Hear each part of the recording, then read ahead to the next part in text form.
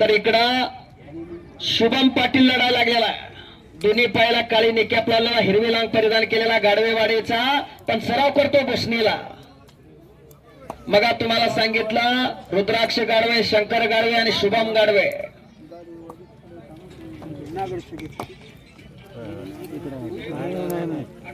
जय महेश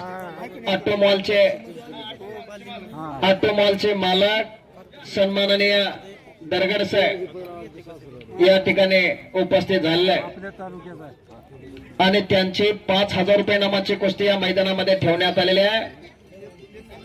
आणि दरगड साहेबांचा सत्कार सन्माननीय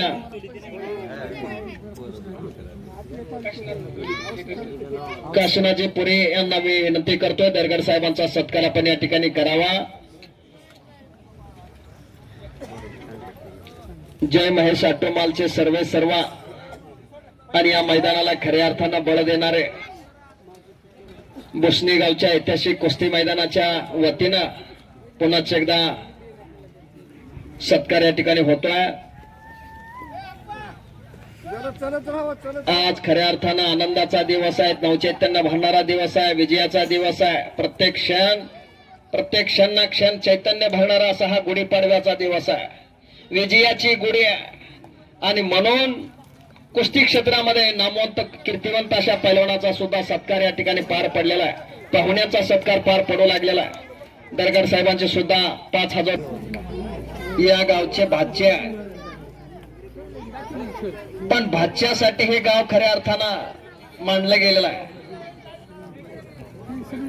मामाच्या पावलावरती पाऊल ठेवून दर्शनाने रुद्राक्ष उत्तम पद्धतीची तांबड्या मातीतली कामगिरी गाजवू लागलेली आहे. महाराष्ट्रात पिंजून काढण्याचं काम दर्शनाने रुद्राक्ष करू लागलेले आहे. मग सांगितलं तुम्हाला रुद्राक्षी कामगिरी शालेय कुस्ती स्पर्धेमध्ये भारताला सुवर्ण आहे. दर्शन आक्रमक झालेला आहे, कब्जा घेतलेला आहे.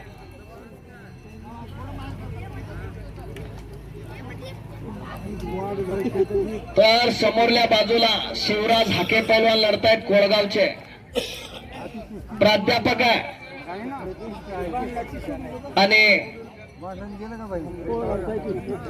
माझ्या या वाणीचं कौतुक करून चांगल्या पद्धतीचं या कुस्ती मैदानाचं धावतं संचालन करत असल्यामुळं आमचे स्नेही असणारे एकेकाळचे तुफानी पैलवान नॅशनल चॅम्पियन सुशांत मुक्तापुरे यांच्या वतीनं माझ्यासाठी 200 रुपयाचं बक्षीस त्यांनी दिलेलं आहे.